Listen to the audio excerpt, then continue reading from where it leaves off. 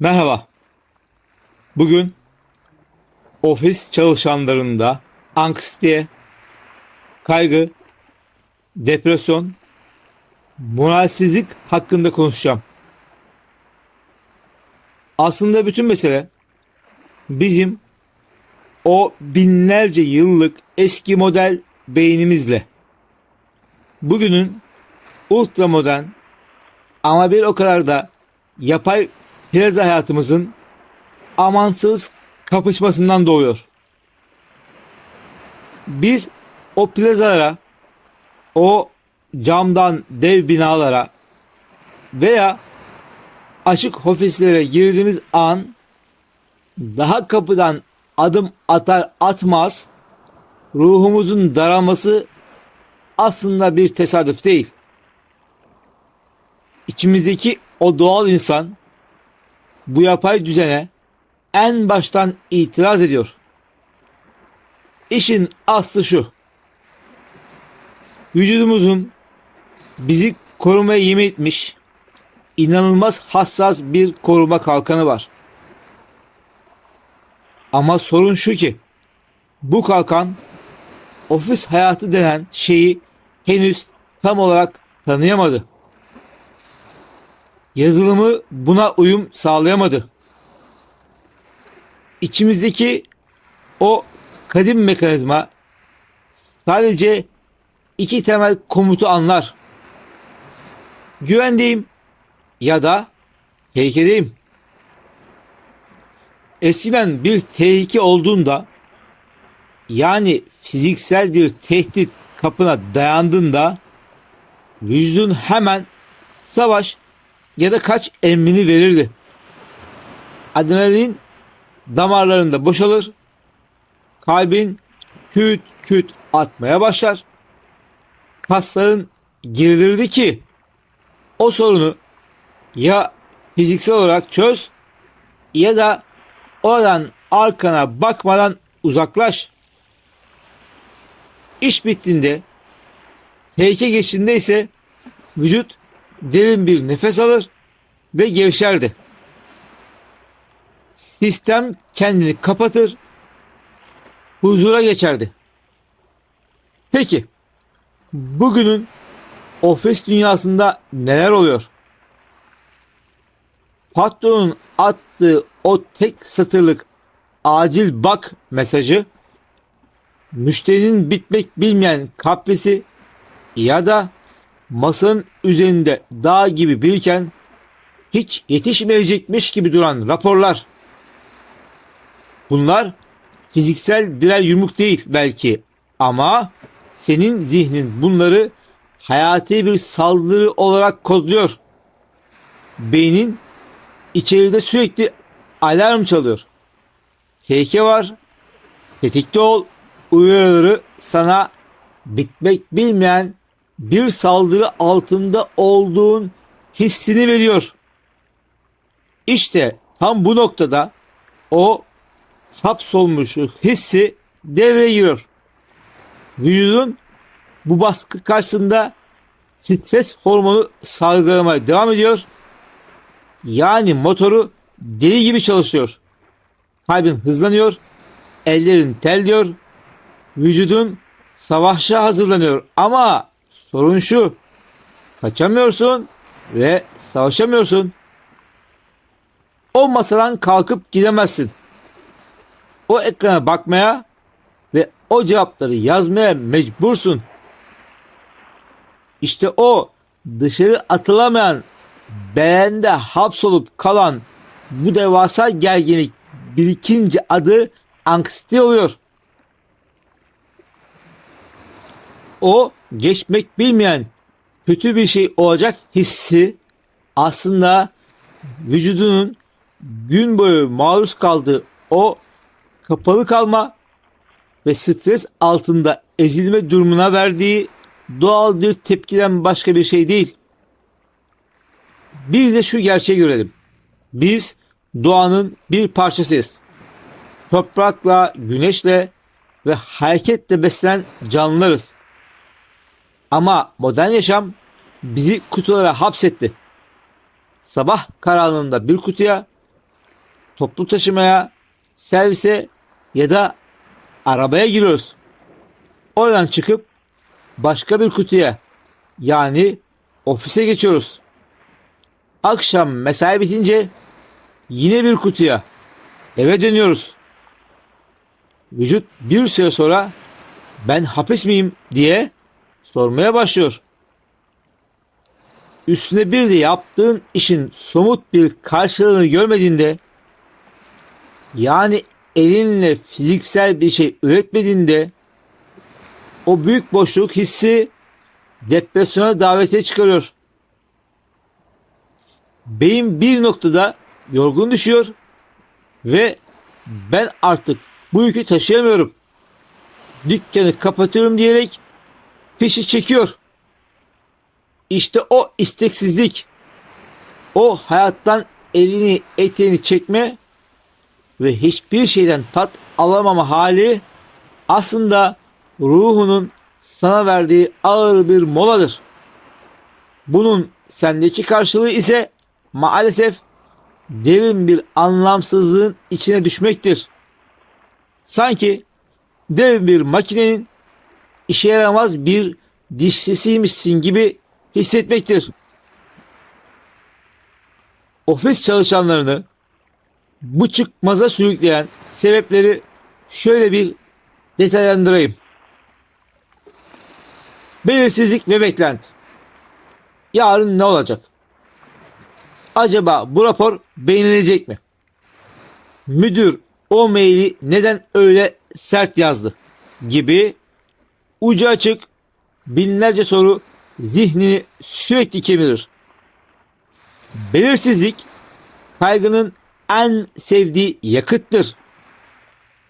Zaman baskısı, sürekli bir şeylere yetişme telaşı, vücudun sanki her an bir yerden saldırı gelecekmiş gibi sürekli tetikte kalmasına neden olur.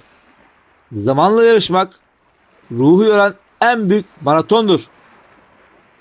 Sınırların karışması eskiden iş yerinde biterdi.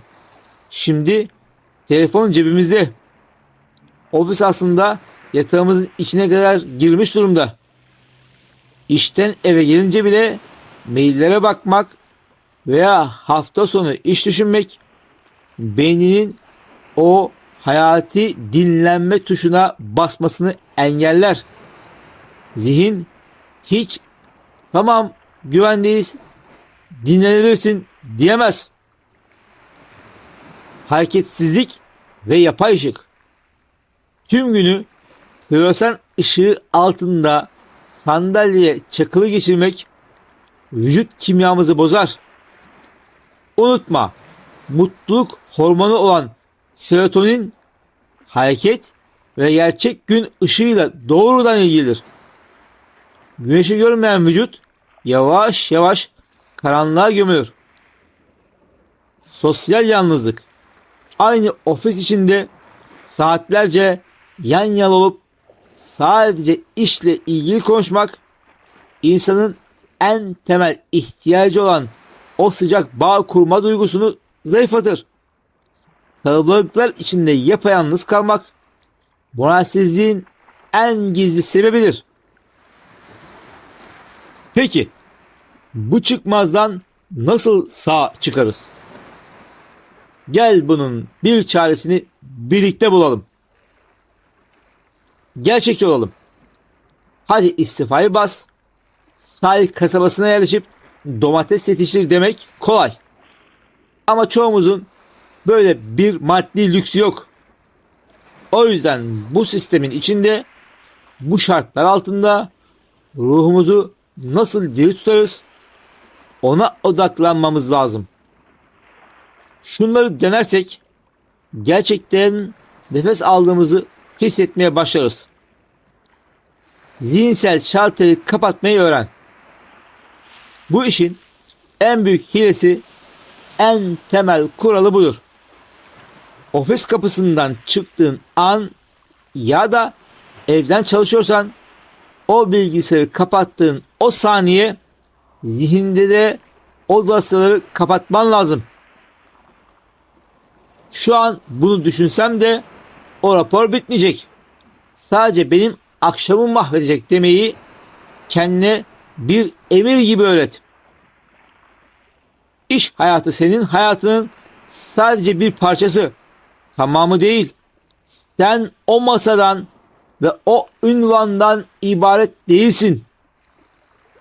Vücudundaki o stres zehirini at.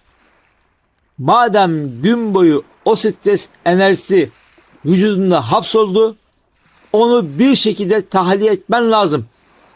Akşam eve giderken bir durak önce in, hızlı hızlı yürü, o günün tüm gerginliğini adımlarında yere bırak.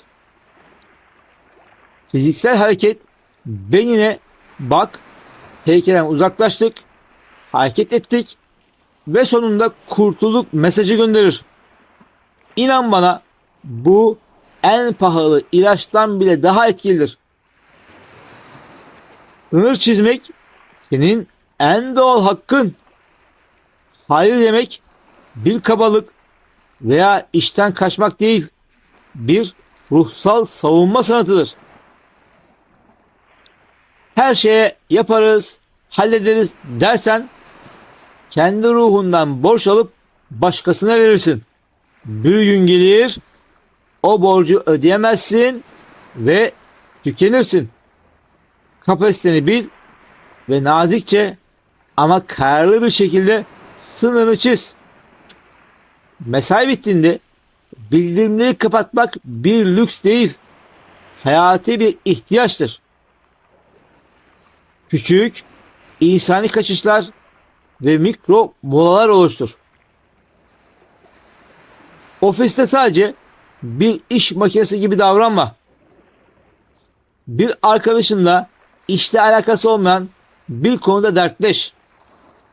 Camı açıp yüzüne vuran rüzgarı hisset. Masana seni gülümseden bir fotoğraf koy. Beynimiz 50 dakikadan sonra verimini kaybeder. Saat başı sadece 2 dakika ayağa kalkıp camdan dışarı bakmak veya bir bardak su içmek o zihinsel motoru soğutur. Mükemmel olma çabasını çöpe at. Her şeyi dört dörtlük yapamazsın. Dünyada kimse yapamaz. Bazen olduğu kadar diyebilmek dünyanın en büyük özgürlüğüdür. Kendine karşı bu kadar acımasız olma. Bir hata yaptığında kendine en yakın arkadaşın hata yapmış gibi şefkatle ve anlayışla yaklaş. Elinden gelenin en iyisi bazen sadece o günkü halinle yapabildiğin kadarıdır. Hareket et, beslen ve konuşmaktan çekinme. Ofis içinde bile olsa biraz yürü. Öğle yemeğinde kısa bir yürüyüşe çık. Bu stres hormonu olan kortizolü azaltır. Ayrıca aşırı kahve tüketimi kaygıyı, anksiyeteyi körükleyebilir. Kahve yerine bitki çaylarına yönelmek seni sakinleştirir. Gerçekçi hedefler koy. Güne başlarken yapılacaklar listesini devasa tutma. En önemli 3 şeyi bitirdiğinde gelen o başardığım hissi depresif modu dağıtmaya yardımcı olur. Şunu hiç unutma. Biz robot değiliz. Sabah o alarm çaldığında içinden bir yine mi sesi yükseliyorsa ya da ofise girdiğinde göğsüne bir öküz oturmuş gibi hissediyorsan inan bana yalnız değilsin. Ofis hayatı modern dünyanın bizi içine hapsettiği bir nevi şeffaf kutu gibi. Genetiğimiz tüm gün sandalyede oturup gelmeyen maillerin sitesini çekmek üzerine kurulu değil. Beynimiz hala avcı toplayıcı gibi tetikte çalışıyor. Patron sert bir mail attığında beyin bunu aslan saldırıyor kaç diye algılıyor ama kaçamıyorsun. İşte o patlamaya hazır enerji dışarı çıkamayınca anksiyete oluyor. O çarpıntı, o eyvah ne olacak korkusu buradan geliyor. Ofis stresi dediğimiz şey aslında modern insanın ruhuna giydirilmiş dar bir gömlek gibi giydikçe sıkıyor, sıktıkça nefesimizi kesiyor. Çözüm her zaman büyük hayat değişiklikleri yapmak değildir. Bazen bu küçük alışkanlıklar en büyük farkları yaratır. Kendini böyle hissettiğin için sakın suçlama. Neden herkes hallediyor da ben zorlanıyorum deme. Herkesin içindeki fırtına bambaşkadır ve çoğu insan o maskenin arkasında benzer savaşlar veriyor. Eğer bu anlattıklarım artık sana çok ağır geliyorsa, nefes almakta zorlanıyorsan ve dünya sana artık gri görünüyorsa bu senin zayıflığın değil. Bu sistemin bir yan etkisidir. Bir uzmandan yardım almak, omuzlarındaki o devasa yükü bir başkasıyla paylaşmak seni güçsüz yapmaz. Aksine hayatta tutar. Yoruldum ve desteğe ihtiyacım var demek dünyanın en cesur ve en insani hareketidir. Kendine iyi bak. Çünkü sen yaptığın işten, attığın mailden ve hazırladığın rapordan çok daha fazlasısın. Sen değerlisin.